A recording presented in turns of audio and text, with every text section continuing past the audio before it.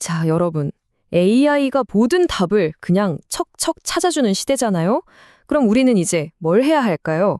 오늘은요, 무려 700년 전의 한 생각이 지금 이 AI 시대에 우리한테 꼭 필요한 생각의 운영체제가 될 수 있다는 진짜 놀라운 이야기를 한번 해보려고 합니다. 바로 이겁니다. 답을 소비하는 사람이 아니라 질문을 생산하는 사람. 이게 오늘 우리가 파고들 이야기의 핵심이에요. 이제는요, 정답을 그냥 받아먹는 시대가 아니라 나만의 질문을 만들어내는 능력이 훨씬 더, 아니, 비교도 안 되게 중요해졌다는 거죠. 이게 바로 지금 우리 모두가 마주한 가장 큰 질문 아닐까요? 인공지능이 막 정답을 쏟아내는데, 그럼 인간의 가치는 대체 어디서 찾아야 하는 걸까요? 그 답을 찾아서 지금부터 저랑 같이 한번 떠나보시죠. 네, 맞습니다. 바로 질문을 만드는 사람의 사고방식, 이게 바로 우리가 지금 이 시점에서 다시 되찾아야 할 바로 그 능력입니다. 자, 근데 여기서부터가 진짜 재밌어집니다. 이 해답이요, 무슨 미래 기술에 있는 게 아니에요. 놀랍게도 무려 700년 전 과거로 시간여행을 훌쩍 떠나야만 찾을 수 있다는 겁니다. 신기하죠? 좋습니다. 그럼 먼저 이 새로운 생각과 비교해보기 위해서 그 반대편에 있었던 정답의 시대로 한번 가볼게요. 바로 르네상스가 오기 전 중세 시대로 말이죠. 중세는요, 말 그대로 모든 정답이 이미 딱 정해져 있는 세상이었어요. 신이 모든 것의 중심이고 교회는 절대적인 권위를 가졌죠. 개인의 생각이나 감정? 그런 건 중요하지 않았어요. 인간은 그저 정해진 길을 묵묵히 따르기만 하면 되는 존재, 그 이상도 이하도 아니었습니다. 자, 이 표를 한번 보세요. 이 극적인 변화가 한눈에 들어오죠. 왼쪽을 보면 모든 게 교회 중심, 집단 교리, 신의 뜻 이런 거였는데 오른쪽을 보세요. 인간 중심, 개인의 감정, 인간의 의지로 완전히 바뀌어버립니다. 이건 그냥 작은 변화가 아니에요. 인류 정신사의 거대한 혁명 그 자체였습니다. 그리고 이 엄청난 혁명의 문을 활짝 연 사람이 있었습니다. 이 사람은 그냥 역사책에 나오는 이름 하나가 아니에요. 세상을 통째로 뒤바꾼 그야말로 혁명가였습니다. 그의 이름은 바로 프란체스코 페트라르카, 인문주의의 아버지라는 별명으로 훨씬 더 유명한 사람이죠. 그는 인간의 감정, 지성, 그리고 이 삶 자체도 충분히 중요하고 가치 있다고 세상에 선언한 겁니다. 그가 일으킨 혁명은 크게 세 가지로 볼 수 있어요.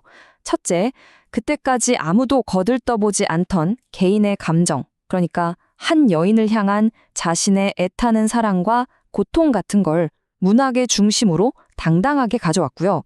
둘째, 중세 수도원 어딘가에 먼지 쌓인 채 잊혀가던 고대 로마의 책들을 막 파헤쳐서 인간답게 생각하는 법을 다시 되살려냈죠. 그리고 마지막으로 셋째, 신에 대해서만 공부하는 게 아니라 인간 그 자체를 깊이 탐구해야 진짜 발전이 있다고 아주 강력하게 주장했습니다. 이 비유가 진짜 기가 막히지 않나요? 한번 상상해 보세요. 중세 유럽이 교회가 만든 하나의 거대한 OS, 그러니까 운영체제 같은 거였다면 페트라르카는 그 시스템이 이전에는 인식조차 못하던 개인의 감정과 생각이라는 새로운 데이터를 처리할 수 있도록 업그레이드 패치를 만든 말하자면 최초의 개발자였던 셈입니다. 대단하죠? 자, 그럼 이제 페트라르카라는 한 명의 천재를 넘어서 그가 불을 지핀 거대한 움직임, 바로 르네상스로 한번 넘어가 보겠습니다. 르네상스, 프랑스어로 다시 태어남이라는 뜻이죠. 근데 여기서 뭐가 다시 태어났을까요? 그냥 멋진 그림이나 조각이 아니에요. 바로 중세 1000년 동안 꽁꽁 억눌려 있던 인간 그 자체가 다시 태어난 겁니다. 이건 시대 정신, 하나의 거대한 각성이었어요. 이 르네상스 정신의 핵심을 한번 짚어볼게요. 먼저 인간은 스스로 생각하고 배울 수 있는 존재라는 인문주의, 그리고 모든 것에 왜? 라고 묻는 탐구 정신, 또 옛 지혜에서 지금 문제의 답을 찾는 재발견, 그리고 현실 세계의 아름다움을 가치 있게 여기는 창조, 마지막으로 내 인생은 내가 만든다는 강력한 주체성입니다. 그리고 이 생각의 힘이 얼마나 대단했는지 아세요? 이게 바로 나중에 과학혁명으로 이어지고 오늘날의 민주주의를 만들고 우리 모두가 당연하게 여기는 개인주의의 씨앗이 된 겁니다. 모든 것의 시작은 바로 우리, 인간이 직접 생각하자는 이 작은 불씨였던 거죠. 자, 그럼 이제 이 위대하고 거창해 보이는 역사 이야기를 바로 오늘, 지금, 여기, 우리의 삶으로 한번 가져와 볼까요? 우리 시대를 바꾼 혁신가들 한번 떠올려 보세요. 스티브 잡스나 일론 머스크 같은 사람들이요. 이 사람들이야말로 기술과 인문학 그리고 미래에 대한 상상력을 자유자재로 넘나드는 그야말로 현대판 르네상스 인간이라고 할 수 있겠죠. 이런 르네상스형 인간들한테는요, 공통적으로 발견되는 10가지 내면의 코드가 있다고 해요. 이 표를 한번 보세요. 마음속으로 항상 왜? 라고 묻고 서로 다른 분야의 지식을 보면서 어떻게 이걸 연결해 볼까 고민하고 기술이든 뭐든 그 중심에서 사람을 이해해야 해 라고 생각하죠. 실패하면 좌절하는 게 아니라 이건 아주 유용한 데이터인데? 라고 여기고 결정은 내가 한다는 자율성을 잃지 않아요. 여러분도 이 표를 보시면서 나는 이 중에서 몇 개나 해당될까? 한번 체크해 보시는 것도 재밌을 것 같네요. 그러니까 결국 핵심은 이겁니다. 르네상스 정신이라는 건 단순히 뭘 많이 아는 지식 자랑이 아니라는 거예요. 그게 아니라 스스로 생각하는 것이 그냥 몸에 밴 습관, 일종의 체질 같은 거죠.